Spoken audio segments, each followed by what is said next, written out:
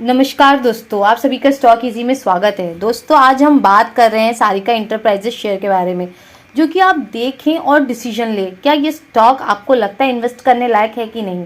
इसमें हम red flags को देखेंगे, उसको एनालाइज करेंगे, कंपनी किस तरह यहाँ पे परफॉर्म कर रही है, क्या हम इसमें फ्यूचर में भी इन्वेस्ट कर सकते हैं या नहीं, उसके बारे में यहाँ पे हम बात करने वाले हैं। देखिए सारिका इंटरप्राइजेज में अगर आप इसका मार्केट कैपिटल देखेंगे तो इस समय 95 करोड़ का है, जो कि साफ साफ यहाँ पे कह रहा है कि ये काफ़ी छोटी कंपनी है। कंपनी आप देख रहे हैं कितनी छोटी है, ये 100 करोड़ की भी नहीं है लेकिन बहुत ज़्यादा छोटी है, और इसका डेट 28 करोड़ का है। तो डेट कम नहीं है, हाँ, क्योंकि कंपनी भी छोटी है तो डेट भी है कंपनी के पास। अगर यही कंपनी यहाँ पे 2-3 हज़ार करोड़ की होती तो आप बोल सकते थे कि हाँ डेट काफ़ी छोटा है कंपनी का, लेकिन कंपनी खुद छोटी है तो डेट यहाँ पे जो यहाँ पे आपको 28 करोड़ का लग रहा है तो ये कम नहीं समझना चाहिए इसको बिल्कुल भी। इनके पास डेट भी एक अच्छा खासा यहाँ पे पड़ा हुआ है। दूसरा, अगर आप देखेंगे कंपनी के अर्निंग पर शेयर देखिए कंपनी यहाँ नेगेटिव में, यानी कंपनी कुछ कमा नहीं पा रही है। ये साफ साफ आपको यहाँ पे देखने मिल रहा है। इस चीज़ को भी बिल्कुल नज़रअंदाज मत करिए। और स्टॉक भी है ही नहीं। क्यों नहीं है? क्योंकि कंपनी हो सकता है कमा ना रही हो, अर्निंग्स ही यहाँ पे जब नेगेटिव दिख रहे हैं तो यहाँ पे स्टॉक भी कैसे दिखेगा। अच्छा, आप एक गेस करिए कि इसका जो एक प्राइम टाइम होगा स्टॉक का, तो इसका स्टॉक भी कितना हो सकता है। आप गैस लगाइए कितना हो सकता है, आपको क्या लगता है इसका स्टॉक भी कितना हो सकता है। आप शॉक हो जाओगे इसके स्टॉक के पीई को देख के। चलिए चार्ट में दिखाते हैं। ये देखिए इसका चार्ट है, ये रहा इसका पीई रेशियो। आप ये देखिए हाईएस्ट पीई इसका कितना है, OM 460। आप देख रहे हो। और इधर ही अर्निंग पर शेयर भी, उसको भी नज़रअंदाज मत करिए। 2021 में देखिए क्या हो रहा है, 0.02। मतलब कंपनी उस टाइम पे भी नहीं कमा रही है। कंपनी की कोई गलती नहीं, गलती किसकी है? मार्केट की है। गलती यहाँ पे ना बिजनेस की बिल्कुल भी नहीं। बिजनेस तो दिखा रहा है भाई हम तो कुछ नहीं कमा रहे हैं, नंबर्स बोल रहे हैं ना, नंबर्स कभी आपसे झूठ नहीं बोलते। देख रहे नंबर्स एक बार भी कह रहे हैं कि हम बहुत कमा रहे हैं, हमको आप यहाँ पे वैल्यू करिए। नहीं, वो तो कह ही नहीं रहा है, वो तो 0.02 पे है। और पी देखिए 460 पे। मतलब यहाँ पे जो रिटेलर्स थे, मार्केट का जो ओपिनियन था, उसने इसको इतना ऊपर ले गया था, इतना हाई पी दिया है उसको। देख रहे हो, हाई 460। अब यहाँ पे आइए, देखिए क्या हो रहा है। कंपनी का रिटर्न ऑन कैपिटल कितना है, रिटर्न ऑन कैपिटल एम्प्लॉयड कितना है, -22। मतलब कंपनी यहाँ पे कुछ अर्न नहीं कर पा रही, हर जगह बस नेगेटिव। रिटर्न ऑन इक्विटी भी नेगेटिव में है कंपनी की। आप देख रहे हो नेगेटिव में है कंपनीज की। अब आप देखें, अगर हम इसको और चीज़ अगर देखना चाहते हो आप लोग, तब आप थोड़ा नीचे आइए, इसके प्रॉफिट एंड लॉस पे भी नज़र डाल लीजिए। ये रहा कंपनी का इनकम स्टेटमेंट और ये रहा उसकी सेल्स। अब आप देख रहे हो यहाँ पे हो क्या रहा है। अब अगर एक अंदाज़ा लगाएं 2015 से 2026 में, देखिए क्या कंपनी यहाँ पे कोई ग्रोथ किया है? इसकी ग्रोथ स्टैग्नेंट नहीं हो गई है? क्या ये स्टॉक आपको अट्रैक्टिव लग रहा है किसी भी एंगल से? ये स्टॉक किसी भी एंगल से अट्रैक्टिव है? नहीं है। कंपनी यहाँ पे ग्रोथ नहीं कर पा रही है। कंपनी की ग्रोथ यहाँ स्टैग्नेंट हो चुकी है, रुक गई है पूरी तरह से। आप देखें इसके ऑपरेटिंग प्रॉफिट को, देखिए दिख रहे हो कहीं से भी इसके अंदर आप इंप्रेस हो रहे हो, अरे वाह कंपनी तो प्रॉफिट तो कर ही रही है। नहीं कर पा रही है। उसके मार्जिन्स को देखिए, मार्जिन्स गिर चुके हैं। पिछले साल तो यहाँ पे 2.35% की इनकी बिड्डा मार्जिन थी, अब माइनस में आ गए, -11 में है कंपनी से, में -11 में खड़ी। क्या आपको ये अच्छा लग रहा है देखकर? क्या आप ऐसे स्टॉक्स में इन्वेस्ट करना चाहेंगे? आप बताएं, क्या ये जो है आपने जो इसके इनकम स्टेटमेंट को देखा है, क्या ये चीज़ बोलती है ये क्या इतना भी डिज़र्व कर रहा है? क्या ये 22 रुपया भी डिज़र्व कर रहा है ये शेयर? जिस तरह से इनका काम है, जिस तरह से इनकी इधर परफॉर्मेंस है, क्या ये डिज़र्व कर रहे हैं? बिल्कुल भी नहीं। इम्प्रेसिव नहीं लग रहा है ना। कैसे करोगे आप इसको? 1 रुपया भी क्यों दोगे? जब कंपनी नहीं कमा रही, आप क्यों दोगे इसको पैसा? नहीं देना पसंद करोगे आप किसी को। क्यों? कहीं भी अगर आप पैसा लगाते हो, जब वो आपको कुछ भी अर्निंग करके नहीं देगा, कोई भी रिजल्ट नहीं देगा, तो आप उसके अंदर इन्वेस्ट क्यों करोगे? सिंपल सी बात है, कोई नहीं करेगा ये। देख रहे हो इसके इंटरेस्ट भी देखिए, यहाँ पे 2.79 करोड़ का इनके पास इंटरेस्ट है। कंपनी कोर बिजनेस से नहीं कमा रही है, लेकिन अदर इनकम से इनके पैसे आ रहे हैं। ठीक है, अब नीचे देखिए इनके, अगर आप देखेंगे बॉटम लाइन, वो पूरी साल बस नेगेटिव था। कंपनी ने कभी यहाँ मुनाफा बुक किया ही नहीं। कंपनी हमेशा नेगेटिव में रही है। कंपनी ने कभी यहाँ इंप्रेस नहीं किया। कंपनी के नंबर्स आपको ये इंप्रेसिव लग रहे हैं क्या?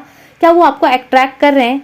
वो क्या अपने नंबर से आपको खुश कर पा रहे हैं कि काफ़ी अच्छी इधर परफॉर्मेंस रही, इसको थोड़ा और एनालाइज करके इसमें इन्वेस्ट करने के बारे में हम सोचें? क्या आपको ऐसा फील हो रहा है? नहीं होगा। कैसे होगा आप बताइए? किस तरह इन्होंने परफॉर्मेंस किया आप देख रहे हो। चलिए इनके बैलेंस शीट को देख लीजिए। ये लिए रिजर्व, क्या बता रहा है रिजर्व आपको? कंपनी के रिजर्व्स नहीं, ये खत्म हो गए हैं। कंपनी लोन कहाँ से भरेगी, अपना बोरो किया हुआ पैसा कहाँ से देगी कंपनी, कैश है कंपनी के पास, चलो देखते कैश रखा है क्या इन्होंने, कैश कैश बस 3 करोड़ का, और कंपनी के पास यहाँ पे कितना भरना है उसको डेट, 28.47 करोड़ उनको डेट भरना है। अब आप बोलें कंपनी के रिजर्व नहीं, कैश नहीं, वो कैसे भरेगी इतना बड़ा लोन? आपको नहीं लगता ये बहुत ही यहाँ पे चिंताजनक वाली बात है, यहाँ पे ये टेंशन देने वाली बात है, क्यों हो रहा है ऐसे? ये सारी चीज़ें ना आपको सोचनी चाहिए। कंपनी ने यहाँ पे काफ़ी समय तक कोई कैपेक्स नहीं किया, बल्कि उन्होंने फिक्स एसेट कुछ सेल ही किया है, लेकिन इस साल उन्होंने यहाँ पे 11 करोड़ का अपना फिक्स एसेट कर लिया है। क्या खरीदा है कि यहाँ पे डाटा नहीं है, ये तो यहाँ पता चल जाता है कहाँ पे इन्होंने पैसा लगाया है। ये थोड़ा नीचे आएंगे, ये ट्रेड रिसीवेबल देख रहे हो 53 करोड़, यहाँ पे इन्होंने 75 करोड़ का इन्होंने क्या किया, रेवेन्यू जनरेट किया। ऐसा इन्होंने अपने बुक में लिखा कि हमने यहाँ पे 75 करोड़ का यहाँ पे रेवेन्यू जनरेट किया है, ऐसा एक कंपनी का कहना है। लेकिन अगर आप वहीं बैलेंस शीट में देखेंगे तो अब भी 53 करोड़ आना बाकी है।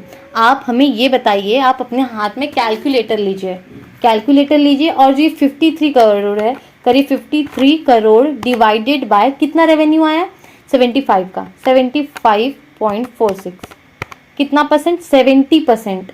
आप मान लीजिए 70% अभी तक पैसा आया ही नहीं है। 100 रुपये आपने लगाए हैं, जिसमें से अभी 70 रुपये आना बाकी है। आप 30 रुपये लेके कैसे काम करेंगे? आप ये तो सोचिए कैसे काम होगा, सोचिए। देख रही 53 रुपये अभी तक नहीं आया है 74 में से, मतलब ये तो बहुत ही चिंताजनक वाली बात है। ये तो एक रेड फ्लैग है, यहाँ इनका ये जो ट्रेड रिसीवेबल है वो खड़ा होते जा रहा है, और ये बहुत ही चिंताजनक बात है, और ये बहुत बड़ा रेड फ्लैग है, इसको आपको बिल्कुल भी इग्नोर नहीं करना चाहिए। देखिए कैश फ्लो भी जो है इनका नेगेटिव में रहेगा, क्योंकि कंपनी जब कुछ कमाएगी नहीं तो क्या कैश में लेकर आएगी, कमाने जब तक कुछ कमाएगी नहीं तब तक पैसा कहाँ से लाएगी? वो तो नेगेटिव में अपने पॉकेट से पैसा भर के बिजनेस चला रहे हैं। यहाँ पे साफ साफ दिख रहा है पैसा वहाँ कुछ फंसा हुआ है, कुछ रेवेन्यू जनरेट नहीं कर रहे हैं, और फिर यहाँ से इन्हें अपने पॉकेट से पैसा भर के बिजनेस करना पड़ रहा है। रेशियोज़ को देख लेते हैं थोड़ा, रेशियोज़ क्या बोल रहे हैं। देखिए रेशियोज़ को यहाँ पे देखने का कुछ मतलब नहीं बन रहा है, क्योंकि ऊपर जो मेन चीज़ है वो भी पूरी तरह से इनकी ख़राब हुई पड़ी है। तो इस चीज़ को देख के इतना क्या कुछ यहाँ पे कुछ फील नहीं हो रहा है कि रेशियोज़ को एनालाइज करें। जब तक ऊपर कुछ चीज़ें अच्छी ना हो जाए ना, नीचे देखने का कुछ मन नहीं कर रहा। आप देखिए 255 डेज, मतलब कंपनी क्या कर रही है, कंपनी जिसको अपना माल बेच रही है ना, उसको 255 दिन में पैसा मिल रहा है, 255 दिन में, और जहाँ से उसने रॉ मटेरियल उठाया वो उसको देने के लिए 223 दिन में दे रही है। मतलब बीच का जो गैप है उसमें भी इनके पैसे फंसे हुए हैं। ठीक है, इधर तो पहली बात तो इनको पैसा लेट मिल रहा है, जहाँ पे अपना माल बेच रहे हैं वहाँ से इनको पैसा लेट मिल रहा है। दूसरा, इनको जल्दी पैसा देना पड़ रहा है। ये क्या हो रहा है, पूरा रेंज एकदम डिस्टर्ब है, जो उनका वर्किंग कैपिटल साइकिल है ना, पूरी तरह से यहाँ पे डिस्टर्ब होके पड़ा हुआ है। थोड़ा हम इनकी शेयर होल्डिंग पैटर्न को देखेंगे। आप देख सकते हो इनका जो शेयर होल्डिंग पैटर्न है, देखिए प्रमोटर्स के हाथ में एक अच्छी खासी होल्डिंग है, और पब्लिक के पास भी। अब पब्लिक में कौन है, आप देखेंगे एक वर्मा करके बैठे हैं, संजय वर्मा, और इसमें जो ये है प्रमोटर्स को भी ध्यान से देख लीजिए। अब यहाँ पे क्या हो रहा है, इनके पास अच्छी खासी होल्डिंग है, और इधर भी कुछ लोग हैं जिन्होंने एक अच्छा पकड़ बना के रखा है। अब आपको नहीं लगता इनके हाथ में पूरा शेयर प्राइस है, ये अच्छा खासा शेयर प्राइस को यहाँ पे मैनिपुलेट करके रखने की शक्ति रखते हैं। ये कुछ एक दो आपस में बाइंग सेलिंग करके प्राइस को थोड़ा सा ऊपर लेके जाएंगे, क्योंकि तो हाईएस्ट इन्वेस्टेड है ना, बहुत भारी मात्रा में इन्वेस्टेड है। ये अगर प्राइस थोड़ी सी भी ऊपर जाती है ये एग्जिट ले लेंगे, और फंसेगा कौन लास्ट में, देखना लास्ट में यहाँ पे रिटेलर्स ही फंसेंगे। अक्सर ऐसे ही होते हुए देखने को मिला हुआ है कि रिटेलर्स हमेशा ऐसे स्टॉक्स में फंसे हैं। ये आज की बात नहीं, हमेशा ही आपको देखने मिलेगा।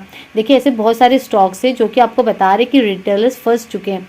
आपको देखने मिलेगा स्पाइस जेट में भी आप देख सकते हो सेम सिचुएशन है, यहाँ पे रिटेलर्स पूरी तरह फंस चुके हैं, एकदम हाई फ्लोट स्टॉक बन गया, प्राइस बस गिरता जा रहा है। आपको पता है ओला इलेक्ट्रिक जो है ना, इसमें भी भारी मात्रा में लोग फंसे हुए हैं। ये भी एक हाई फ्लोट स्टॉक बन गया है। जब तक इसमें ग्रोथ देखने नहीं मिले ना, तब तक ऐसे स्टॉक से आपको थोड़ा दूरी बना लीजिए, वॉच लिस्ट में रखिए। देखिए जैसे ही अच्छा परफॉर्मेंस करने लगे, मैनेजमेंट तो बोल रही है, काफ़ी कॉन्फिडेंस है इनके, एकदम कॉन्फिडेंट में बोल रही है कि हम करेंगे, लेकिन अभी तक ना उनका रोड मैप तैयार नहीं हुआ है ठीक से।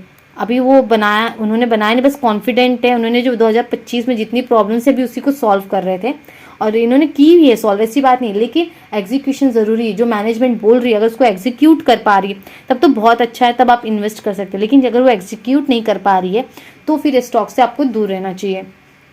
जैसे आपने देखा, अब देख रहे हैं स्टॉक को, अब क्या होगा, पब्लिक की नज़र में आ जाएगी। जो नॉविस रिटेलर है ना, जिन्होंने बिजनेस देखना, उनको पता ही नहीं क्या देखना होता है बिजनेस में, बस देख रहे हैं शेयर प्राइस ऊपर जा रहा है और फिर वो क्या करना स्टार्ट कर देंगे, वो तुरंत बाय करना स्टार्ट करते हैं तुरंत। अगर ज़्यादा क्या देख लेंगे, ओ ट्रेंड लाइन ब्रेक हो गया, ये तो ब्रेकआउट हो गया, अब हम खरीद लेते हैं, ऐसे बोल के वो खरीद लेंगे और फिर वो क्या होगा, फंस जाएंगे। इसलिए कहते हैं ऐसे स्टॉक से दूर रहिए जो रेवेन्यू जनरेट नहीं कर पा रहा है, जिसका मैनेजमेंट सक्षम नहीं है यहाँ पर प्रॉफिट बनाने में, वो फ्यूचर में आपको कैसे ग्रो देगा। आप सोचिए फ्यूचर में स्टॉक क्या ग्रो कर सकता है, क्या मैनेजमेंट को यहाँ पे एक अव्वल दर्जा का परफॉर्मेंस नहीं दिखाना होगा, उसे एक बहुत अव्वल दर्जा का जब तक यहाँ परफॉर्मेंस ना दिखाए, जब तक यहाँ पे ग्रोथ स्टोरी ना बताए कि वो आने वाले साल में कैसे परफॉर्म करने वाला है, क्या चीज़ है, तब तक स्टॉक ऊपर जाने की उम्मीद नहीं है। इसको बस एक ट्रैप ही ऊपर लेके जा सकता है। डॉक्यूमेंट्स में आके ना आप यहाँ पे एनुअल रिपोर्ट पढ़ सकते हैं कि कंपनी का जो बिजनेस मॉडल एकदम अच्छे से समझिए, रेवेन्यू कहाँ से जो आ रहे हैं, कहाँ से आ रहे हैं, वो भी चीज़ आप यहाँ पे पढ़ सकते हैं। और क्रेडिट रेटिंग में क्या होता है, जब कंपनी लोन लेने जाती है ना, तो जो क्रिसिल होता है वो क्या करते हैं, इनको रेट करते हैं कि क्या कंपनी अच्छी है या बुरी है। केयर वाले भी इनको करते हैं रेटिंग, ये सब रेटिंग करते हैं। और रेटिंग किस बेसिस पे करेंगे, आपको पता है, लोन लेने गए, मान लीजिए अगर इनको सस्ते इंटरेस्ट रेट में मिल गया तो मान लीजिए कंपनी काफ़ी अच्छी है, लेकिन अगर वही इंटरेस्ट रेट हाई में मिल रहा है इनको, समझ लीजिए कंपनी हाई रिस्क है।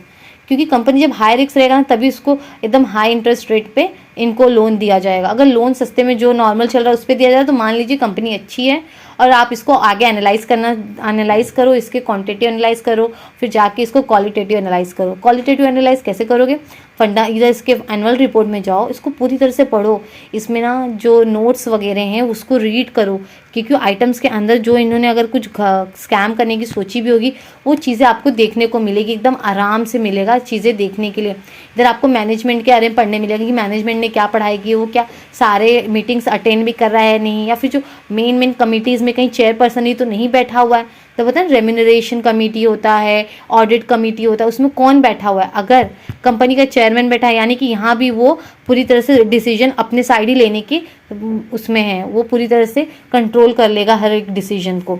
तो सारी चीज़ें आपको पढ़ना चाहिए किसी भी स्टॉक में इन्वेस्ट करने से पहले। तो दोस्तों आज के लिए मैं ही रुकते हैं। अगर वीडियो आपको यूजफुल लगा तो लाइक कमेंट सब्सक्राइब ज़रूर करें।